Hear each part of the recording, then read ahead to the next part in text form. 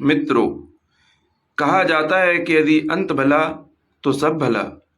लेकिन यदि अंत समय में कोई व्यक्ति सिर्फ राम का नाम जप ले तो क्या वह अपने सारे पापों से मुक्त होकर स्वर्ग को प्राप्त कर सकता है? मित्रों, समय किसी के लिए नहीं रुकता। जो कल जवान था वह आज वृद्ध हो जाता है, जो कल बलशाली था वह आज निर्बल हो जाता है।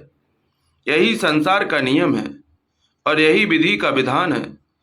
तो मित्रों, आज की कथा गरुड़ पुराण से ली है। यह कथा न सिर्फ आपको भावुक कर देगी बल्कि आपको यह सोचने पर मजबूर कर देगी कि जीवन का सबसे महत्वपूर्ण पल मृत्यु का क्षण ही होता है। तो आपसे आग्रह है कि आज की इस वीडियो को आखिरी तक अवश्य देखें। साथ ही कमेंट में जय श्री हरि विष्णु लिखकर ईश्वर को अपना आभार व्यक्त करें। तो चलिए शुरुआत करते हैं गरुड़ पुराण की इस ज्ञानवर्धक प्रस्तुति की।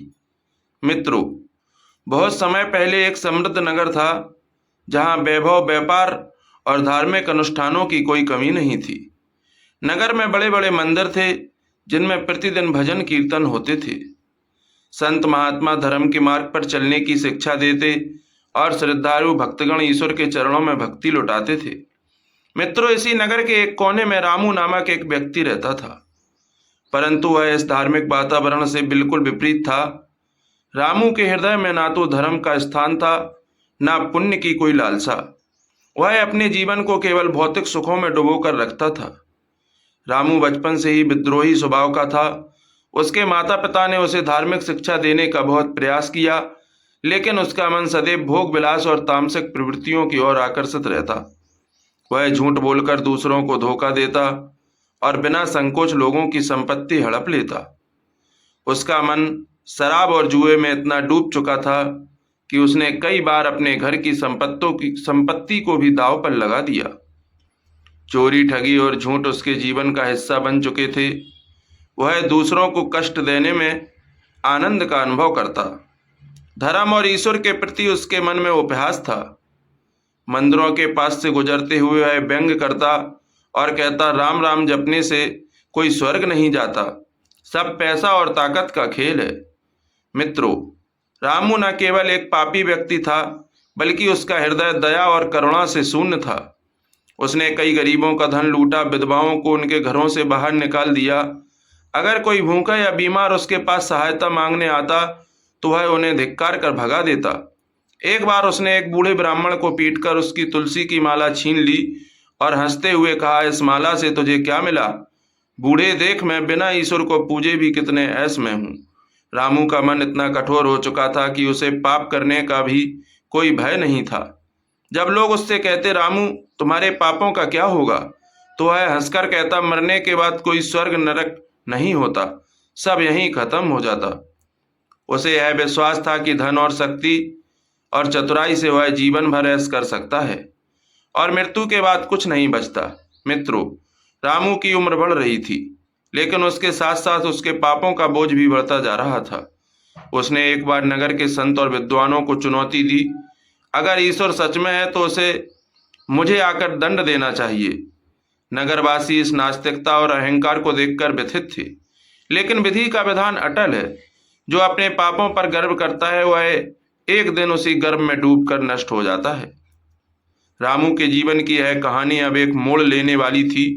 जहां वह सोचता था कि पाप उसे बचा लेंगे, वहीं अब विधाता ने उसके लिए एक अलग रास्ता चुन लिया था। दर्शकों, समय किसी के लिए नहीं रुकता। जो कल जवान था वह आज वृद्ध हो जाता है, जो कल बलशाली था वह आज निर्बल हो जाता है। यही संसार का नियम है और यही विधि का विधान। रामू, जो कभी अपनी ताकत, धन और भोग विलास पर अभिमान करता था, अब बुढ़ापे की दहलीज पर खड़ा था। उसका शरीर पहले की तरह मजबूत नहीं रहा।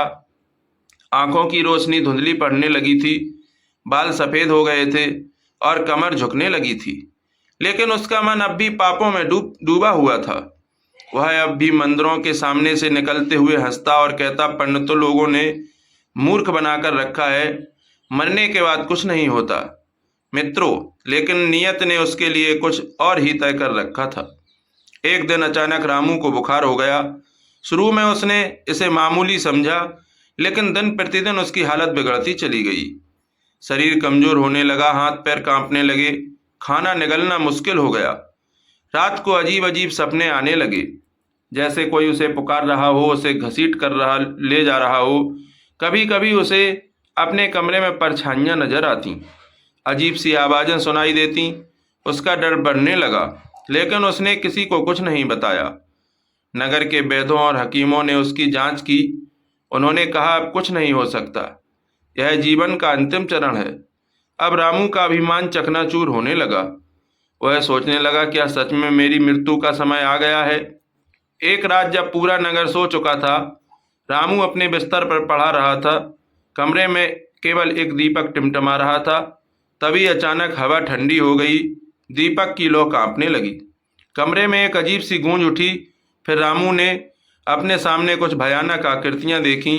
यह यमदूत थे, विशाल, काले, लंबे, डरावने। मित्रों, उनकी आंखों से अंगारे झलक रहे थे, आंखें चमक रही थीं, हाथों में मोटी जंजीरें थीं। रामू के शरीर में कंपन होने लगा। उसने चीखने की कोशिश की, लेकिन आवाज गले में ही अटक गई। उसका पूरा शरीर पसीने से भीग गया। यमदूत गरजे और बोले, रामू, तुम्हारा समय पूरा हो गया, चलो, अब तुम्हें तुम्हारे कर्मों का फल मिलेगा। रामू कांपते हुए बोला, नहीं, मुझे मत ले जाओ। यमदूत क्रूर हंसी हंसने लगे और बोले, अब तुम्हें कोई नहीं बचा सकता। तुमने जीवन भर पाप किए, धर्म का अपमान किया, अब तुम्हें अपने कर्मों का फल भोगना ही होगा। मांस मदिरा में डूबकर जीवन व्यर्थ किया। उसे महसूस हुआ कि मैं कितना गलत था। मैंने पूरा जीवन बर्बाद कर दिया, लेकिन अब कुछ नहीं हो सकता था। यमदूत उसके करीब आने लगे। उसके शरीर की ताकत खत्म हो रही थी। मित्रों, रामू बिस्तर पर पड़ा हुआ था, उसका शरीर कांप रहा था। यमदूतों की छाया उसके चारों ओर घिरती जा रही थी। उसने हाथों में मोटी जंजीरें थीं, जिनसे वे उसकी आत्मा को बांधने के लिए तैयार थे। अब तुम्हें कोई नहीं बचा सकता, रामू, यमदूतों की भयानक आवाज गूंजी। रामू ने कांपते हुए हाथ जोड़े, मुझे माफ कर दो, मुझे एक मौका और दो। लेकिन यमदूतों पर इसका कोई असर नहीं हुआ। मित्रों, अब तक जो व्यक्ति धर्म को व्यर्थ समझता था, अब वह अपनी गलती समझ चुका था। लेकिन क्या अब बहुत देर हो चुकी थी? फिर अचानक कमरे में एक दिव्य प्रकाश फैला। यमदूतों के भयावह अंधकार के बीच एक शांत सौम्य ज्योति प्रकट हुई। दरवाजे पर एक वृद्ध साधु खड़े थे। उनका चेहरा तेज से दमक रहा था। उनकी आंखों में करुणा थी। उनके हाथों में कमंडल और रुद्राक्ष की माला थी। यमदूत पीछे हटने लगे। उनकी शक्ति कमजोर पड़ रही थी, मानो उस साधु के तेज के सामने वे असहाय हो गए हों। साधु ने रामू की ओर देखा और शांत गंभीर स्वर में बोले, बेटा, यदि अब भी जीवन बचाने की इच्छा है तो एक ही उपाय है, श्री राम का नाम लो। मित्रों, रामू की आंखों से आंसू बहने लगे। उसने कांपते हुए कहा, क्या सच में राम नाम मुझे बचा सकता है? साधु बोले, ईश्वर कभी देर नहीं करते।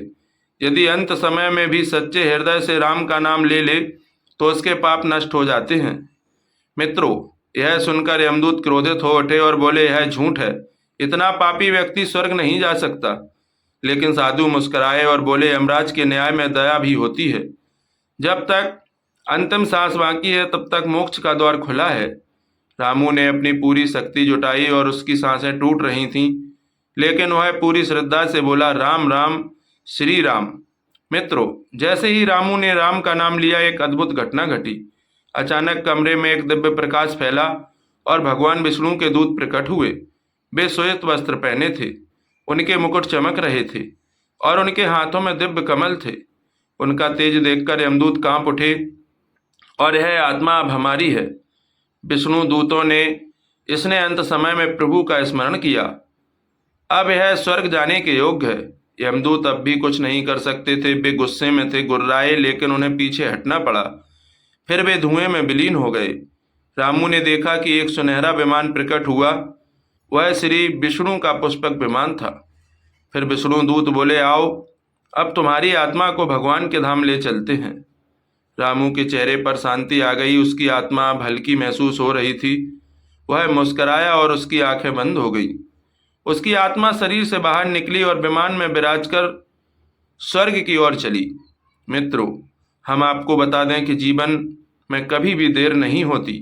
भले ही कोई कितना भी पापी हो, यदि वह सच्चे हृदय से प्रभु का स्मरण करे तो मोक्ष संभव है। यमराज के न्याय में केवल दंड नहीं बल्कि दया भी होती है। राम नाम का स्मरण करना सबसे बड़ा पुण्य है। राम से बड़ा राम का नाम है। जो कोई भी श्रद्धा से प्रभु का नाम जपे वह सदैव उनका कृपा पात्र बनता है। तो मित्रों, आइए अब जानते हैं कि श्रीमद् भागवत गीता में मरते समय भगवान का नाम जप करने के बारे में क्या कहा गया है। आपको बता दें कि जब लोग मृत्यु के करीब पहुंचते हैं तो वह मृत्यु से इतने भयभीत होते हैं कि ईश्वर का नाम लेना उन्हें याद नहीं होता या फिर उनकी चेतना शून्य हो जाती है।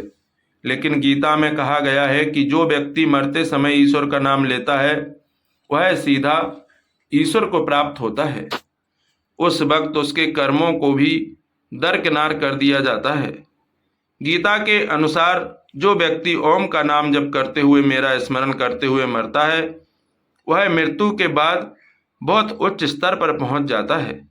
कहने का अर्थ है कि यदि कोई मरते समय भगवान का नाम जपता है तो उसके शरीर में उस समय सात्विक ऊर्जा होती है जो उसे मृत्यु लोक जाने से रोकता है और उसके लिए मोक्ष का द्वार खोलने में मदद करता है। भगवान का नाम जाप करना उन्हें मरते समय भी जागरूक रखता है। यदि कोई व्यक्ति भगवान के नाम का जाप नहीं करता तो वह लंबे समय तक एक ही प्रकार के जीवन में या जन्म मृत्यु के चक्र में फंसा रहता है या नकारात्मक ऊर्जाओं द्वारा नियंत्रित होता रहता है। मित्रों, धार्मिक मान्यताओं के अनुसार अगर कोई व्यक्ति तुरंत प्राण नहीं त्यागता है तो मरते समय उसे नमक या रोटी दान करना चाहिए।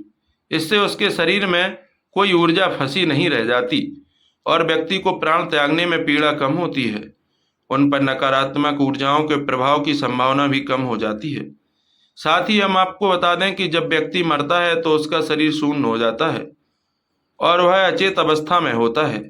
ऐसे में ऐसा होना संभव है कि वह भगवान का नाम लेना भूल जाए। लेकिन जब कोई नाम जप करता है तो वह पूरा जीवन ईश्वर से यही प्रार्थना करता है कि मृत्यु के समय भगवान स्वयं उसकी स्मृति बन जाए। कहने का अर्थ है कि मरते समय आपकी चेतना में जो छवि बसी रहती है मृत्यु के बाद आप वही प्राप्त करते हैं। जिसने जीवन भर भगवान की छवि अपने मन में बसाई है तो अंतिम समय में प्रभु खुद ही उसकी स्मृति में बस जाते हैं।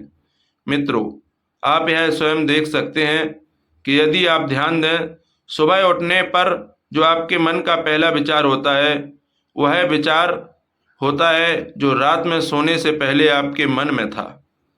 अब आपका मन किसी न किसी प्रकार के विचारों से इतना घिरा रहता है कि मृत्यु के समय आपको नारायण नाम का जप करना याद भी ना आए। मित्रों, इसीलिए पूर्वजों ने कहा है कि भगवान को याद करते रहो। उनका नाम लेकर हर रात सोने से पहले उन्हें याद करो। जब आप स्नान करो, भोजन करो, तब भी आप उन्हें याद करो और धन्यवाद करो। प्राप्त हुए भोजन के लिए कुछ नया कार्य शुरू करने से पहले उन्हें स्मरण करें। एक शुभ आरंभ के लिए प्राचीन लोग बहुत ज्ञानी थे और उन्होंने इसे एक प्रथा बना दिया था। इसलिए जब कोई एक नई दुकान खोलता है, पहला काम करता है उन्हें करना चाहिए वह है नाम स्मरण। तो मित्रों, इस वीडियो में फिलहाल इतना ही। और आपको यह जानकारी अच्छी लगी हो तो कृपया इस वीडियो को लाइक करें और इसे अपने मित्रों और बंधुओं के साथ शेयर अवश्य करें। साथ ही ऐसी ज्ञानवर्धक कहानी के लिए हमारे चैनल भक्ति सागर 1990 को सब्सक्राइब करें। जय जय श्री राम। आपका दिन